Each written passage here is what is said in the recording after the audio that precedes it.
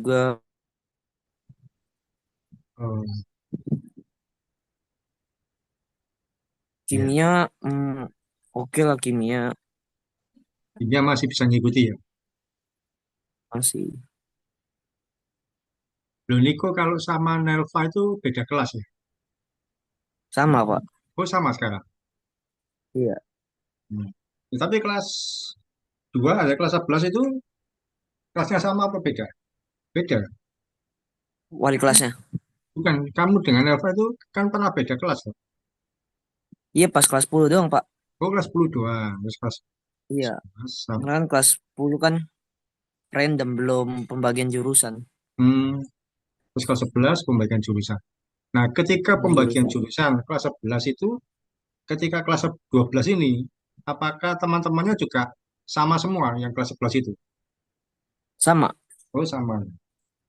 Hmm. Oke, pertahankan, cuma beda tingkatan sekarang kelas 12. Oh, Iya. oke, oke. Berarti ada berapa kelas yang IPA-nya?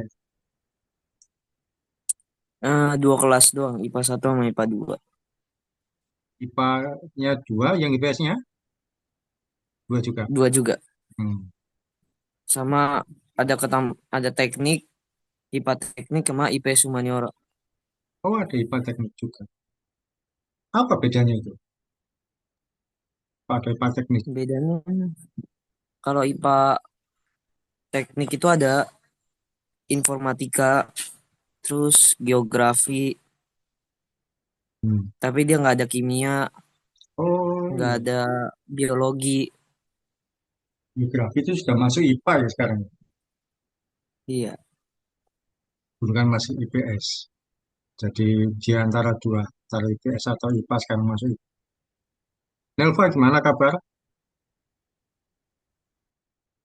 Baik, Pak, puji Tuhan. Hmm.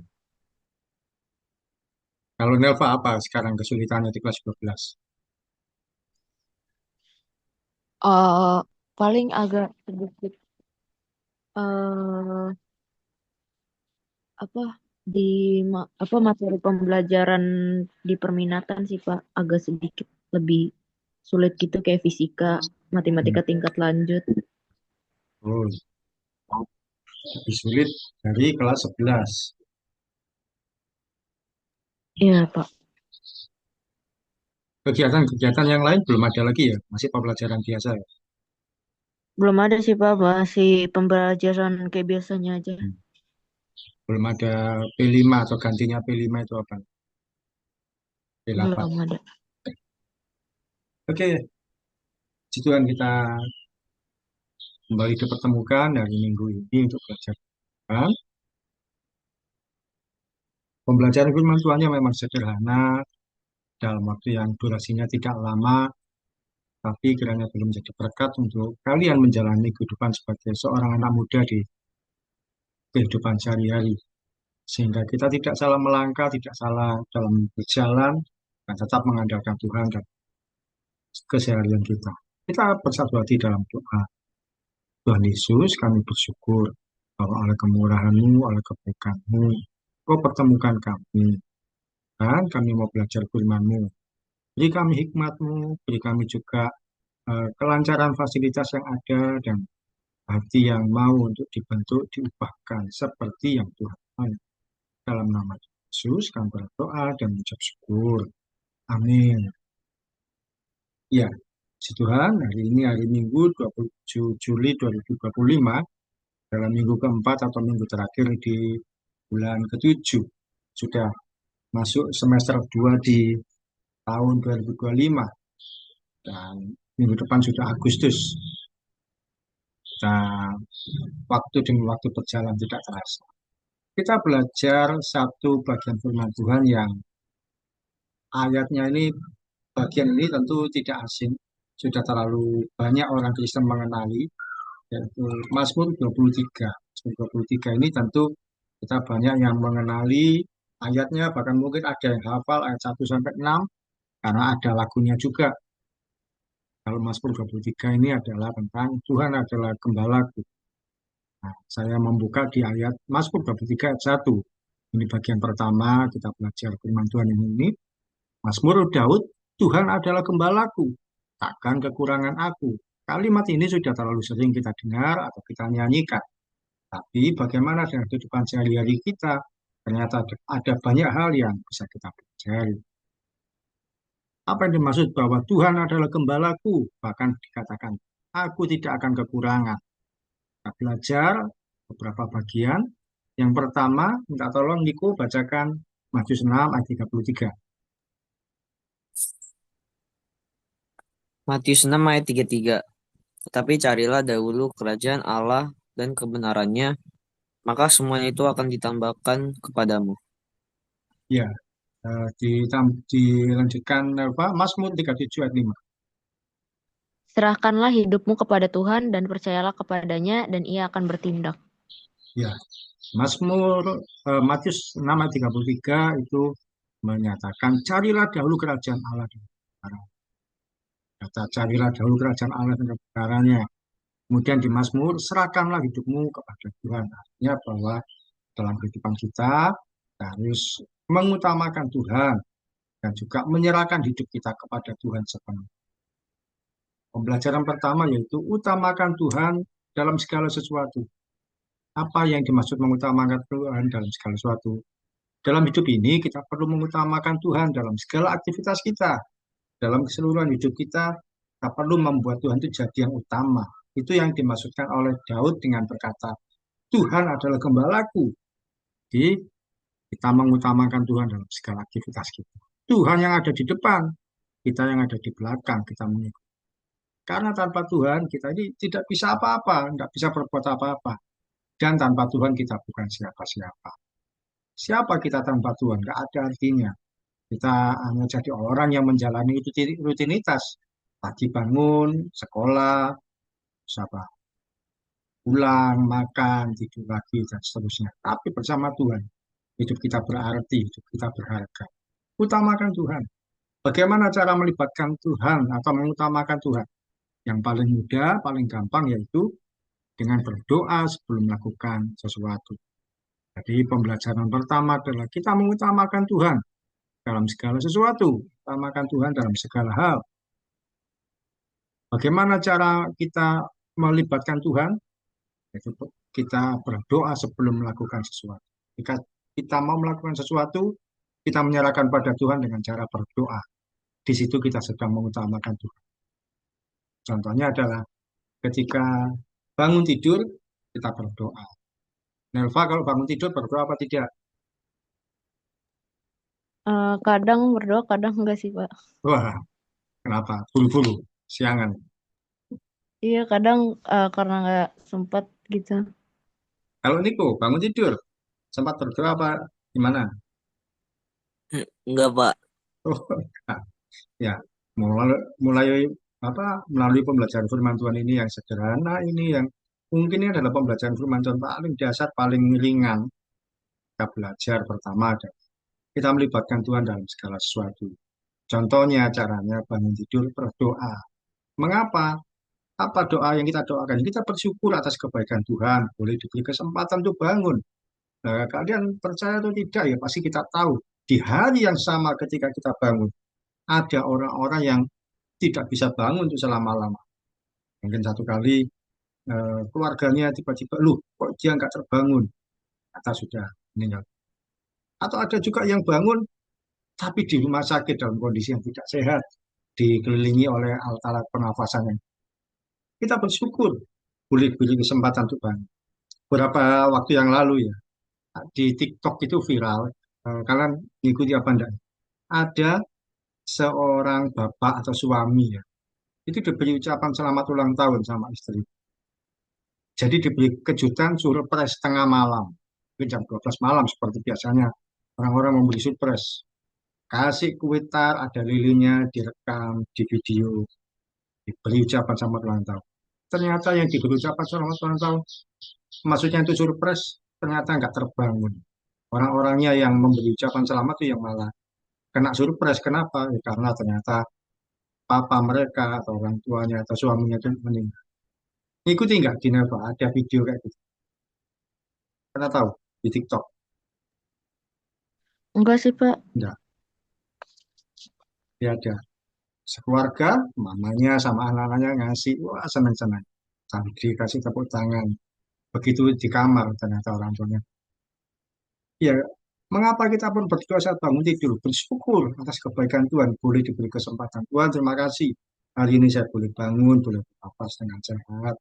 Kok baik. Yang kedua, mengapa kita pun berdoa? Doanya apa? Ya, kita siap melangkah sepanjang hari itu. Terima kasih Tuhan, hari ini saya boleh bangun. Saya boleh ada dalam keadaan yang baik dan sehat. Saya siap Tuhan untuk melangkah sepanjang hari ini. Tuhan menuntun. Itu saya sekolah dan melakukan berbagai aktivitas. Jadi perlu sekali untuk kita berdoa saat bangun tidur. Kita bersyukur. Tentu baik. Kita masih dikasih nafas, kita masih diberi kesempatan bergerak, beraktivitas. Tanpa ada kendala di tangan kalian, kaki kalian, otak kalian, semua alat tubuh berfungsi dengan belajar mulai kabulakan mulai sekarang sudah bangun. Mulai besok pagi ketika bangun tidur ya, Niko, belajar bangun tidur untuk berdoa. Bersyukur atas kebaikan Tuhan. Bisa dicoba besok pagi, Niko? Bisa, Pak. Ya, setelah. Eva bisa dicoba besok pagi. Bisa, Pak. Bangun tidur itu berdoanya sederhana sekali. Tuhan, terima kasih saya boleh bangun hari ini. Yesus baik, saya diberi kesempatan. Saya akan melangkah. Tuhan sertai berkati. Yang kedua, bahwa contoh yang lain, kita mengutamakan Tuhan dalam aktivitas, dalam segala sesuatu. Kita berdoa saat bangun tidur, berdoa sebelum berangkat sekolah atau kerja yang sudah bekerja. Yang mau sekolah, berangkat, ya berdoa. Nah, kalau berangkat sekolah, sempat berdoa apa enggak ini, Neva? Sama saja. Enggak sih, Pak. Paling kayak dalam Yesus mau berangkat sekolah gitu aja. Nah, Niko, enggak sempat juga.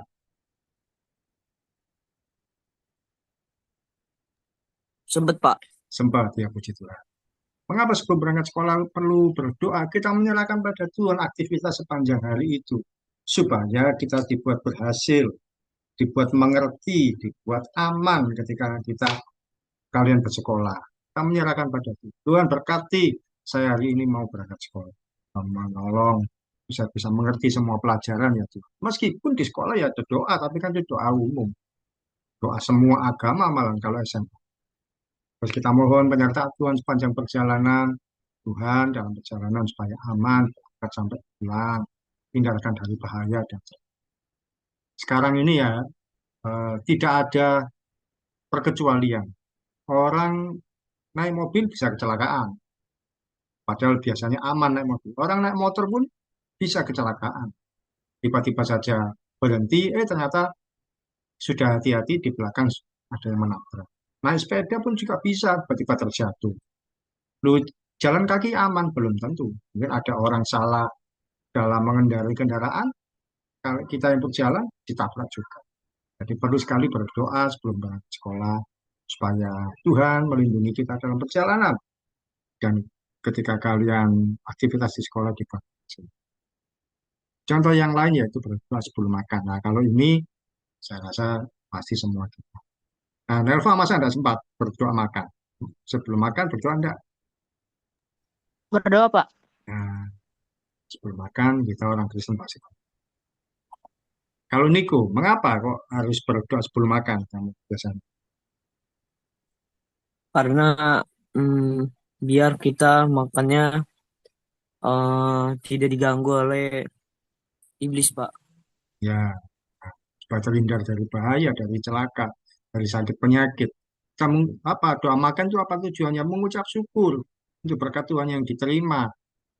Ucap syukur itu apa? Makanan kan nggak selalu mahal, nggak selalu eh, yang apa yang berlebihan. Apapun yang ada kita mengucap syukur. Kalau makanan seadanya kita mengucap syukur akan jadi berkat yang baik, akan jadi berkat yang bisa kita nikmati. Tapi makanan yang mewah, yang enak-enak, yang berlebihan nggak kita nggak berdoa akan jadi penyakit juga. Jadi kami bersyukur atas berkat Tuhan yang kita terima. Kita berdoa supaya makanan ini jadi sesuatu yang membuat kita sehat dan kuat secara fisik. Tuhan, terima kasih kami boleh makan. Terima kasih saya boleh menikmati berkat. Berkati supaya jadi makanan yang baik dan sehat. Ada orang yang nggak berdoa sebelum makan, buru-buru, ternyata makanannya ada kerikil, nggak kelihatan kecil-kecil. Atau kalau beli nasi bungkus, ada sisa staples yang tidak terbuka.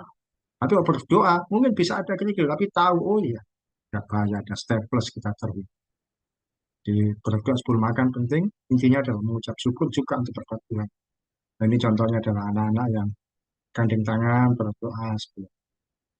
Jadi cara kita melibatkan Tuhan dalam segala sesuatu, utamakan Tuhan dalam segala sesuatu. Karena Tuhan adalah gembala kita.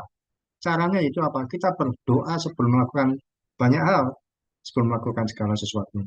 Contohnya ya bangun tidur, sebelum berangkat ke sekolah, sebelum makan, bahkan juga sebelum belajar kalian berdoa. Saya ada PR tugas Tuhan, tolong supaya saya bisa menyelesaikan. Kata-kata dari saya, penguatan, Tuhan adalah gembala, memberikan kita kesadaran bahwa Dia harus ada di depan dan kita ada di belakang. Dialah yang paling utama bagi kehidupan. Jadikan Tuhan Yesus sebagai figur yang utama, yaitu dengan cara apa? Kita menyerahkan pada Tuhan. Tadi Mazmur 37 berkata, serahkanlah kehidupanmu pada Tuhan. Kita menyerahkan, kita dalam doa. Nah, diskusinya adalah yang pertama, ketika kita akan bepergian, kalian akan bepergian, atau jalan-jalan, misalkan ke tujuan wisata, atau hanya ke mall, atau sekedar healing, ya sekedar jalan-jalan di sekitar. Apakah kita perlu berdoa?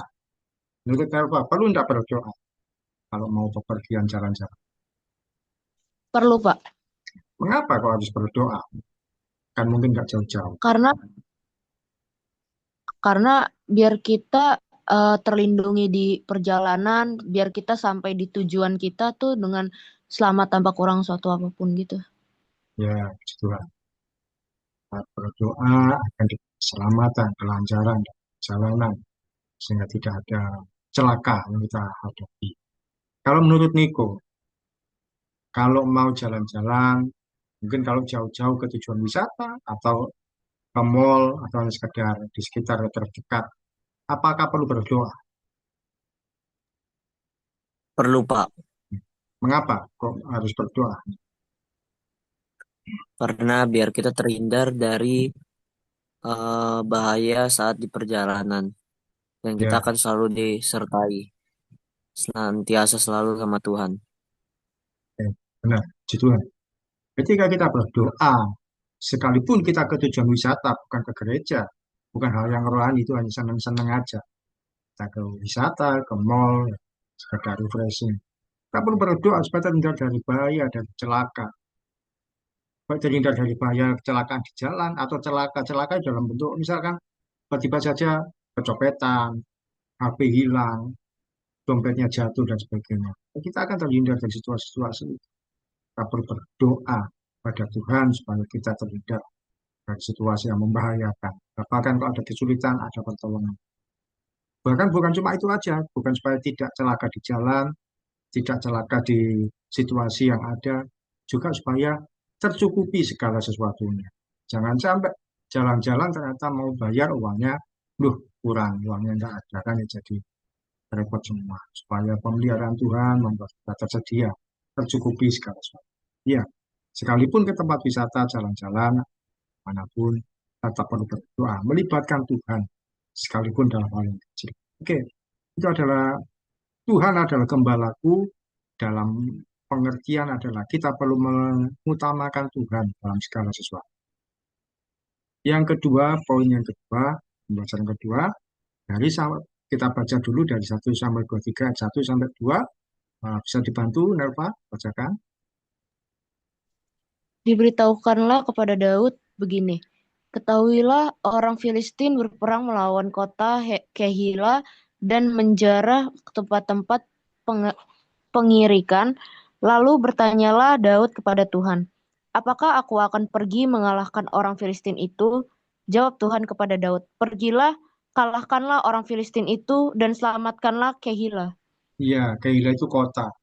Dan orang-orang Filistin datang mengobrak-abrik kota itu. Sampai tempat pengirikan itu apa?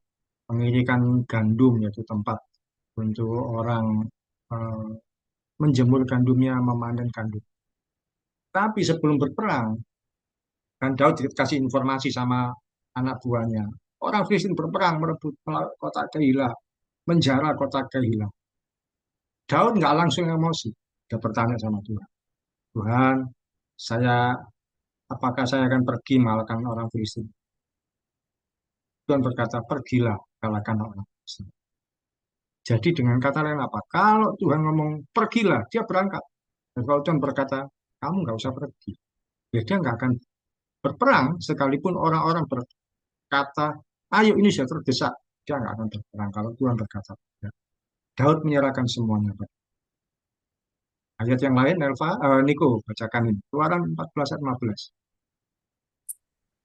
Keluaran 14 ayat 15. Berfirmanlah Tuhan kepada Musa, mengapakah engkau berseru-seru demikian kepadaku? Katakanlah kepada orang Israel supaya mereka berangkat. Iya, ini adalah kisahnya ketika bangsa Israel baru keluar dari Mesir. Sudah mengalami kemenangan. Ternyata di perjalanan ada lautan luas, lautan keberau. Dan di belakang ternyata orang Mesir dipimpin Firaun berangkat mengejar. Nah, Musa berseru kepada Tuhan, minta pertolongan. Nah, Tuhan berkata, katakan pada orang Israel supaya mereka berangkat. Nah, berangkat itu apa? Di depannya laut. Kita tahu cerita berikutnya, lautnya ternyata terbagi dua. Dan mereka berjalan di tengah. Itu karena Musa berseru kepada berdoa pada Tuhan, minta petunjuk Tuhan. Apa poin kedua yaitu libatkan Tuhan sebelum menentukan keputusan. Sebelum kalian membuat keputusan, libatkan Tuhan. Daud sebelum berperang, dia minta petunjuk. Apa yang harus dilakukan? Kalau Tuhan berkata dia maju, dia maju. Tapi kalau Tuhan tidak izinkan dia maju, dia taat. Dia pun taat. Musa pun demikian. Minta petunjuk Tuhan ketika menemui lautan luas. Dalam situasi hidup kita yang paling remeh, atau yang sedang, atau yang paling sulit sekalipun. Libatkan Tuhan dalam mengambil setiap keputusan. Supaya tidak salah melangkah. Tuhan, apa yang saya kerjakan ini Tuhan? Ini ada yang harus saya selesaikan. Apakah saya berangkat atau tidak, atau apakah ya saya memilih yang ini atau yang itu, atau saya memilih yang mana. Mungkin dalam banyak hal kita ada pilihan, ada hal yang harus kita selesaikan. Misalkan ada acara Tuhan, saya berangkat atau tidak. Ini mendung, saya perlu apa tidak. Mungkin Tuhan izinkan itu kita berangkat, atau Tuhan tidak izinkan kita berangkat, karena hujan terlalu deras, atau sebagai berbagai hal yang lain. Contoh dalam sehari-hari, ketika mendapat uang, berdoa dulu pada Tuhan. Digunakan untuk apa Tuhan uang ini? Dan kita diberi hikmat, diberi ide untuk simpan dulu saja. Satu kali kamu perlu, ya sudah simpan. Kamu pakai uang yang ada yang sementara. Dan misalkan dapat uang dari seseorang, dari siapa jumlahnya besar, simpan. Karena apa? Uang itu merupakan berkat Tuhan yang dititipkan pada kita. Supaya kita tidak sembarangan menggunakan. Kalau dapat uang, langsung habis ya. Kita akan menyesal sendiri. Atau mungkin dapat uang, itu kasihkan ke mamamu, sedang perlu orang tua. Atau gunakan untuk beli kebutuhan sekolahmu, supaya tidak merepotkan orang tua, dan yang lain. Kan bisa kita berdoa dulu sama Tuhan. Tuhan untuk apa ini? Biasanya kita diberi damai sejahtera, beri semacam ide, oh untuk ini yang ini. Dan kalau yang ide atau hikmat dari Tuhan, tentu yang tidak sembarangan, tidak diboros-boroskan kalau diambur. Contohnya ketika mendapat uang, berdoa dulu.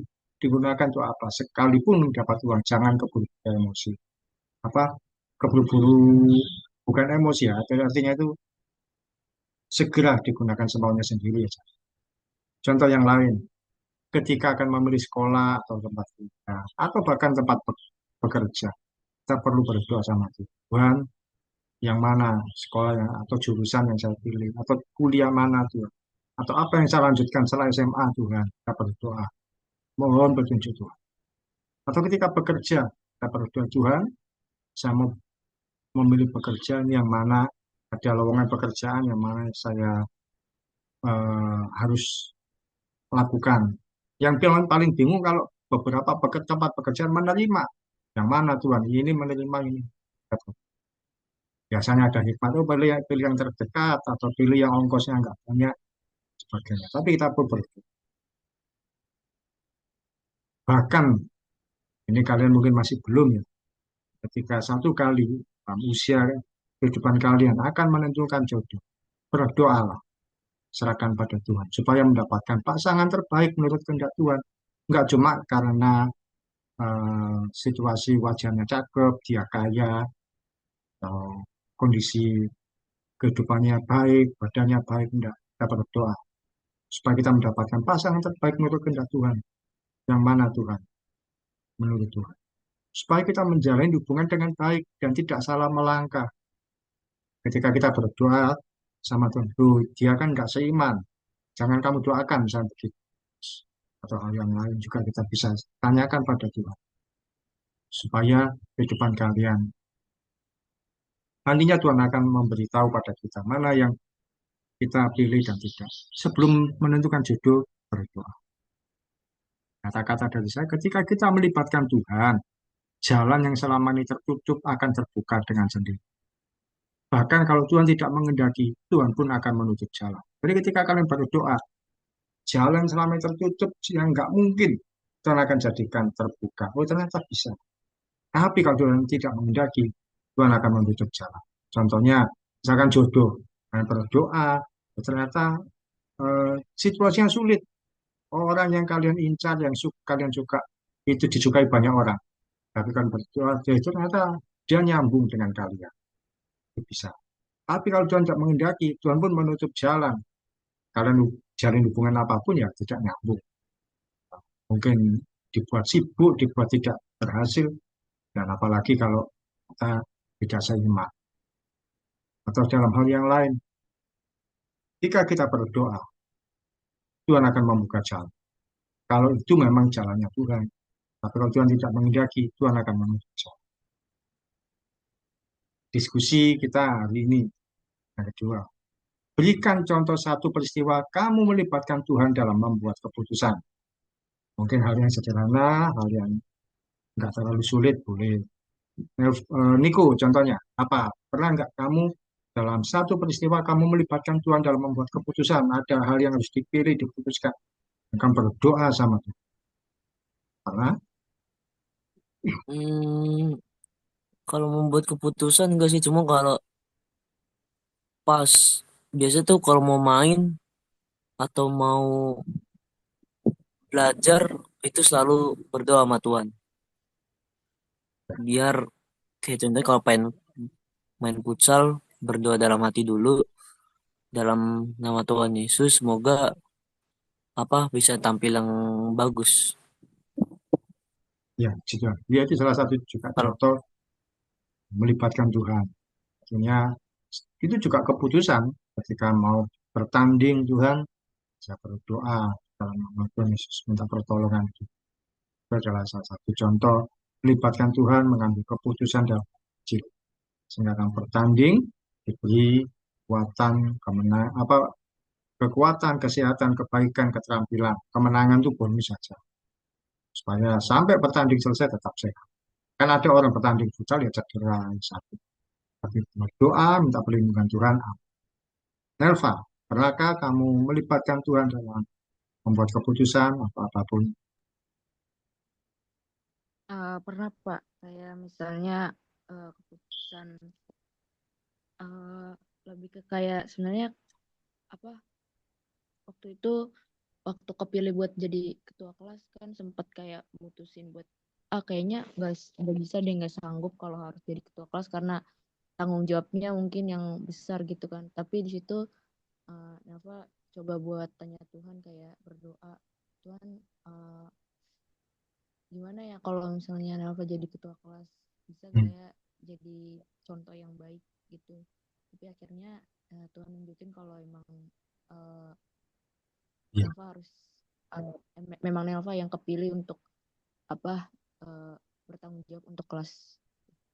Oh ya, jika terpilih jadi ketua kelas, berdoa, minta hikmat Tuhan untuk bisa menyelesaikan.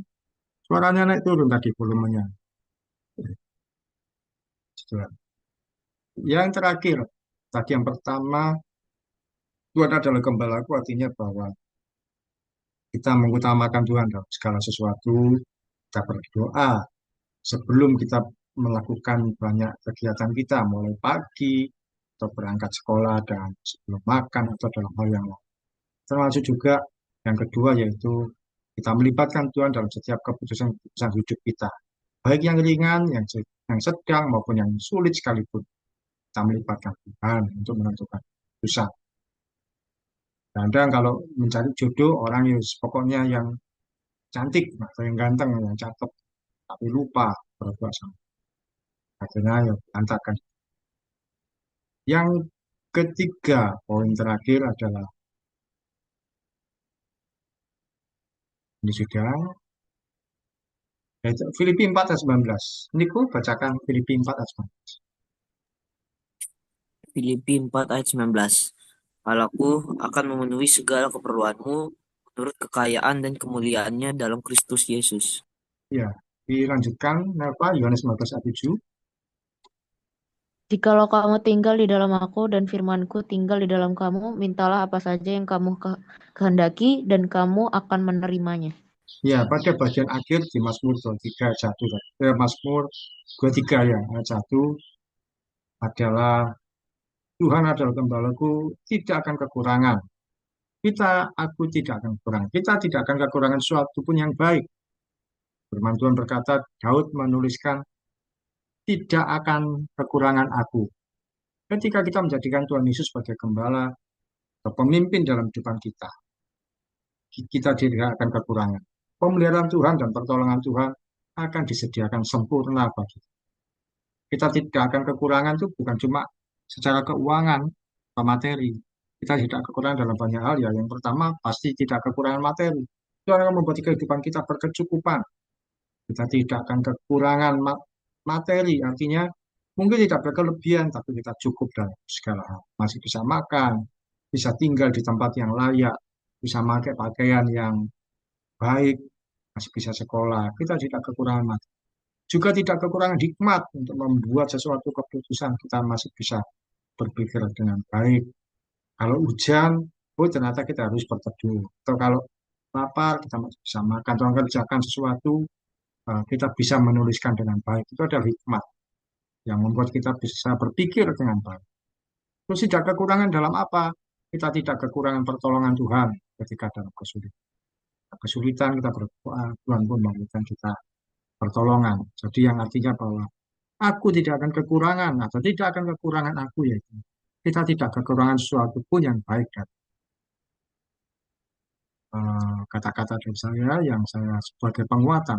Hidup bersama dengan Tuhan bisa jadi kita tidak berlebihan, namun tidak akan kekurangan sesuatu pun. Kita tetap mengalami sesuatu yang baik, banyak hal yang baik dari Tuhan dalam hidup kita sehari-hari.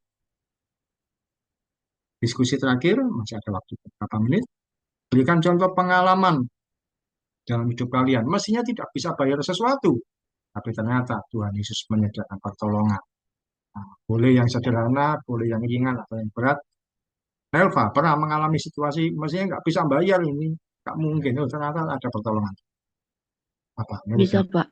ya, Waktu sepanjang masa eh, pembelajaran sidik kemarin sih Pak, kan harusnya kalau misalnya selama sidik itu kan ada uang kas tiap bulan, harus dibayar 50.000 selama setahun. Kalau misalkan selama setahun itu kan hasilnya 600, saya 600, Niko 600. Waktu itu tuh kan keadaannya juga Papa nggak kerja kan, kayak agak berat gitu, sedikit berat. Tapi di situ Tuhan cukupin semuanya dari mulai uang kas terpenuhi, biaya buat retreat, bahkan buat biaya buat di akhir kita mau peneguhan buat baju, keperluan itu Tuhan yang menyediakan gitu pertolongan. Ada aja gitu pertolongan yang nggak terduga dari Tuhan. gitu kan. Gitu. Situasinya sebenarnya nggak mungkin, nggak ada harapan bisa bayar. Tuhan menyediakan. Niko, ada kesaksian yang lain atau sama atau bagaimana? Sama sih sama kayak ini apa, cuman kalau mau beda yang kecil dulu aja kali ya Pak. Ya, Kayak Niko pernah nggak bawa duit, hmm, terus parkir nggak nggak ada duit jadi nggak bisa parkir ya. hmm, Itu kan bingung ya, Niko mau bayar gimana ya kan. Cuman untungnya kebetulan ada temen Niko yang baik gitu. lewat ya dia Iko minta apa eh dia jadi dia yang bayarin gitu. Oh, Niko bawa motor waktu itu. Iya. Oh, dibantu oleh teman. Spasinya nggak bisa bayar, ternyata ada bisa, bisa apa tertolong bayar parkir. Puji Tuhan itu hal yang kecil, tapi termasuk pertolongan Tuhan yang begitu nyata. Coba kalau temanmu nggak bawa uang lebih, tentu nggak bisa tertolong. Itu adalah pertolongan Tuhan meskipun lewat teman. Ya, puji Tuhan, kita boleh menyelesaikan untuk pembicaraan Tuhan hari ini, bahwa Tuhan adalah gembala kita yang baik, yang menyediakan bagi kita yang terbaik, kita tidak akan kekurangan sesuatu apapun. Tapi kita melibatkan Dia dalam kehidupan kita sehari-hari, dalam keseharian kita. Jangan lupa untuk mengutamakan Tuhan dan melibatkan Tuhan dalam setiap keputusan. Eva, bisa tutup doa? Bisa, Pak. Mari kita bersatu dalam doa.